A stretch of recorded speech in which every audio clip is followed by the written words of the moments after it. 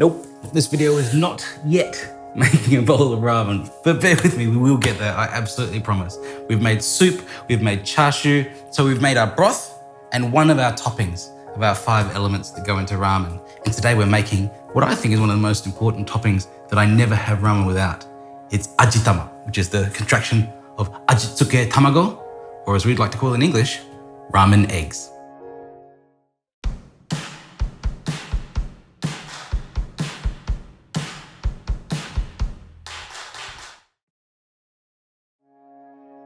So Ajitama or Ajitsuke Tamago means a flavor-infused egg.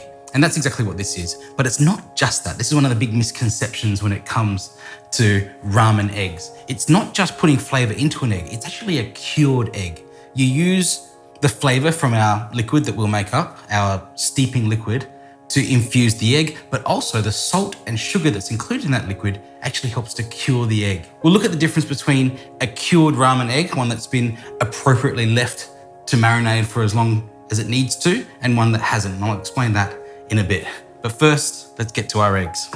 These are free-range eggs. They're about 65 grams each. The key with boiling an egg, and I know it's like people who can't cook always say, I can't even boil an egg, but actually boiling an egg is something that I don't think a lot of people do properly because it's all about controlling the environment. Eggs are pretty temperamental. And so to get a perfect boiled egg at exactly the consistency you want it, if you're out by even a couple of degrees, from 62 degrees to 65 degrees internal temperature of an egg is completely different. From 80 degrees to 70 degrees is completely different. So you really want to control as much as you can so you can get consistent results every time. Of course, just throw it into some water, boil it for a bit, take it back out again, and you get a cooked egg. You won't get a precision boiled egg, but for ramen, you want an egg to be boiled to precision. And that means controlling the temperature of the water, pretty easy to do. How long it's in there, again, pretty easy to do. The size of the egg, again, if you're buying the same eggs every time, that shouldn't be too hard either. And also the temperature of the egg. You can keep your eggs in the fridge if you want to, but you need to adjust for that change in temperature. So how do we boil an egg? I always, whether I'm doing ramen eggs or not, make a hole in the base of the egg. This is just a poultry skewer. I'm using that to make a very, very small hole in the base of the egg. Why? Well, for a lot of reasons. This is the most important part.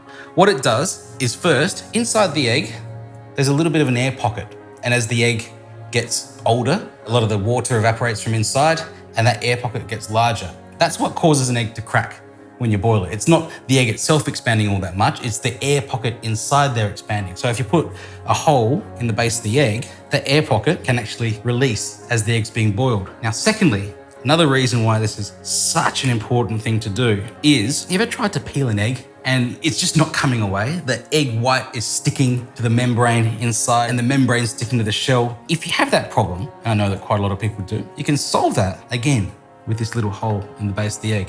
Don't worry about the egg coming out. It's not gonna come out there because there's no change of air pressure inside to actually force the yolk out there. So the process of cooking our egg is we're gonna boil it and then we're gonna shock it in some ice water here. And what will happen there is the egg, when it cools down rapidly, will suck water in through that hole, which will run around the outside of the egg, around the membrane, and actually release the egg and the membrane from the shell. So this is a super, super, super important step.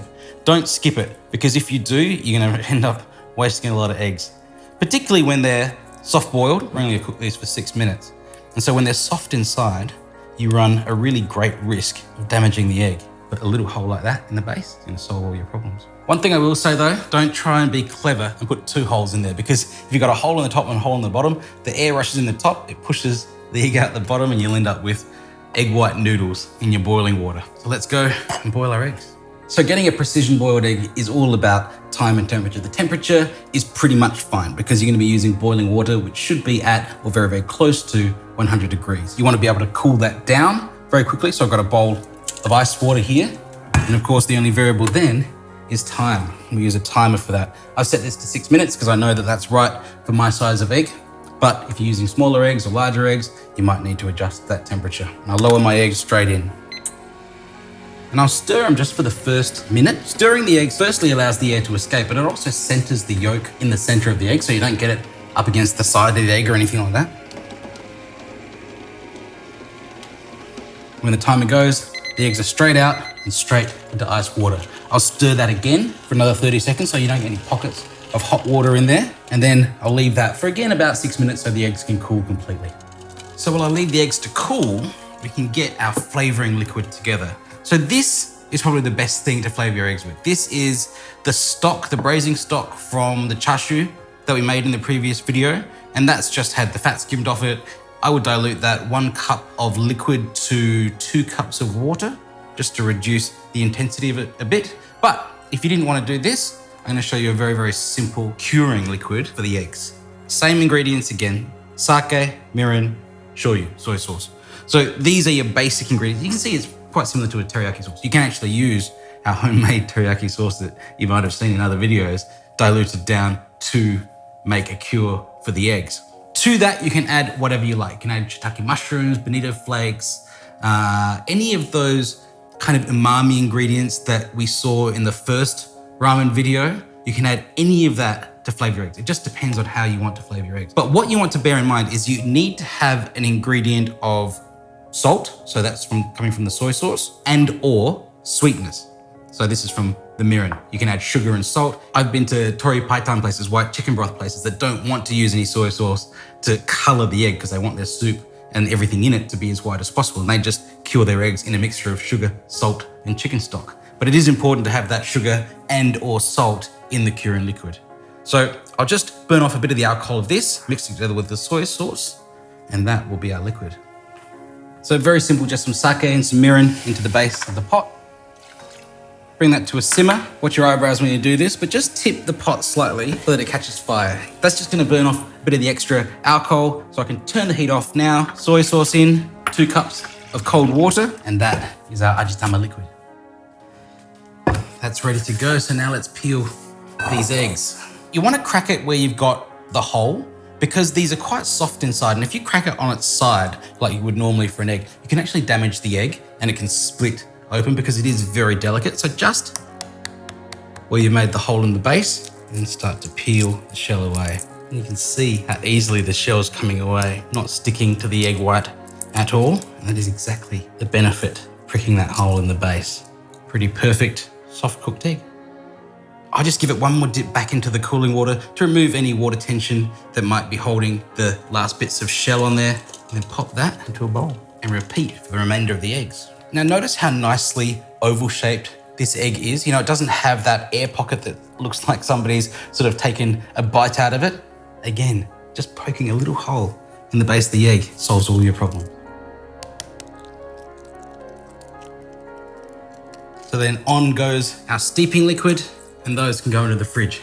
But before I put these into the fridge, I want to show you why it's important to steep the eggs. It's not just to add flavor to them. You know, this is one of the big misconceptions. Here's the egg that we've just started to marinate. And here's some that I've done a little bit beforehand. So these eggs have been steeping for 1 day. And these ones have been steeping or curing for 2 days. And the difference between these, you know, from the outside, they don't look all that different, but the difference is all on the inside. So let's cut the egg that we just boiled a couple of minutes ago. Lovely soft yolk, kind of gelatinous white, but also completely set, perfectly cooked egg. Now let's cut the egg that's been curing for 1 day. You can see the yolk is starting to get a little bit darker because it's now becoming a cured egg yolk. And the outside has become a lot firmer. The white is a lot firmer than this white here. And now for the 2-day egg. You see, that for me is a perfect ramen egg. The yolk is darker still, it's cured. You can see it's starting to cure around the edges and it's much darker on the inside. And the white has become firm without being too tough. You see, and it's not just the flavor that goes into the egg. It's also about the texture of the egg as well. You see, this just cooked egg is actually not a great texture for ramen. Ramen is a very textural dish. You spend a lot of time trying to get the texture of the noodles right, the texture of the broth right. And then if you put this kind of like soft, flaccid little egg in there, it's just nothing when you're eating the bowl of ramen. Something like this, on the other hand, is gonna be a much tastier egg. Not just in terms of the flavor, but in terms of the texture of it. You know, you want to be able to bite into the white and taste the white. You want the yolk to be thick and gelatinous. You don't want it to just be an ordinary old soft-boiled egg. Of course, if you wanted to make your eggs even firmer, you could leave it for an extra day, or you could increase the salt and sugar that went in to the steeping liquid. But as it goes, 0 days, 1 day, 2 day. Think about the cure of the egg, because that is how you make a really great Ajitsuke Tamago.